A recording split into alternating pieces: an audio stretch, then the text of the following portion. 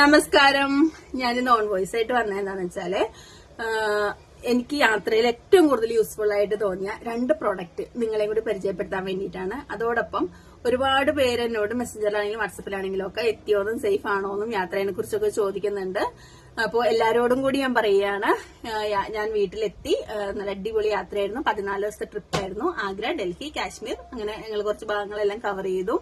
അടിപൊളി ട്രിപ്പായിരുന്നു. പിന്നെ ഫുഡ് മാത്രമാണ് നമുക്കൊരു പ്രോബ്ലം ആയിട്ട് തോന്നിയത്. അത് പിന്നെ യാത്രയുടെ ത്രില്ലിൽ ഞങ്ങളിങ്ങനെ അതിജീവിച്ച് പോന്നു. അപ്പൊ അത്യാവശ്യം ടൈറ്റൊക്കെ എടുക്കണമെന്നൊക്കെ വിചാരിക്കുന്ന ഒരു യാത്ര പോയാൽ മതി കേട്ടോ. നമുക്ക് അത്യാവശ്യം സെറ്റായിട്ട് തിരിച്ചു വരാം.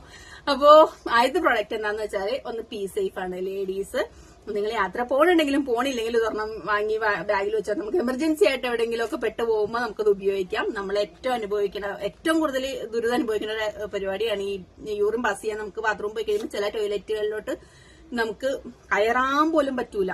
അത്ര നമുക്ക് ഭയങ്കര പ്രയാസം തോന്നുന്ന പല സംഭവങ്ങളും ലേഡീസ് ആയിട്ട് ജനിച്ചിട്ടുള്ള എല്ലാവർക്കും അറിയാൻ പറ്റുമെന്ന് എനിക്ക് തോന്നുന്നു. അപ്പൊ ഈ പി സേഫ് അറിയാത്തവർ ഒരുപാട് പേരുണ്ടാവാൻ സാധ്യതയുണ്ട്. അപ്പോ അത് നമുക്ക് ഇതാണ് ഐറ്റം. ഇതിങ്ങനെ കടലാസിന്റെ തന്നെയാണ്, നമുക്ക് യൂസ് ചെയ്യാൻ പറ്റും.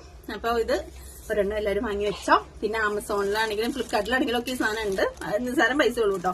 പിന്നെ രണ്ടാമത്തത് ടോയ്ലറ്റിന്റെ സീറ്റ് കവറാണ്. അത് എനിക്ക് തോന്നുന്നു നിങ്ങൾക്കൊക്കെ അറിയാൻ പറ്റുമായിരിക്കും. ഒരുവിധം എല്ലാവർക്കും അറിയാൻ പറ്റുമെന്ന് തോന്നുന്നു.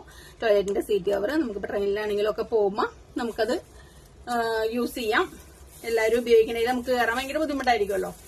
കണ്ട എങ്ങനെ ഇരിക്കും അത്. അപ്പൊ നമുക്ക് ഡിസ്പോസ് ചെയ്തിട്ട് പോരുകയും ചെയ്യാം. അപ്പൊ ഈ 2 പ്രൊഡക്റ്റ് നിങ്ങളെ പരിചയപ്പെടുത്തണം എന്നാണ് മെയിൻ ആയിട്ട് ഞാൻ ഉദ്ദേശിച്ചത്. എല്ലാരും വാങ്ങി വെച്ചോളൂ കേട്ടോ. അപ്പോ ഇനിയും ഞാൻ വരാം.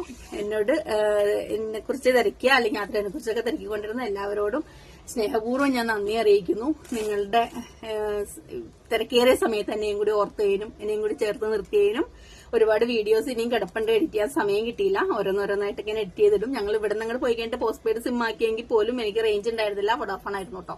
എനിക്ക് റേഞ്ച് കിട്ടിയില്ലായിരുന്നു. അപ്പോൾ താങ്ക് യു.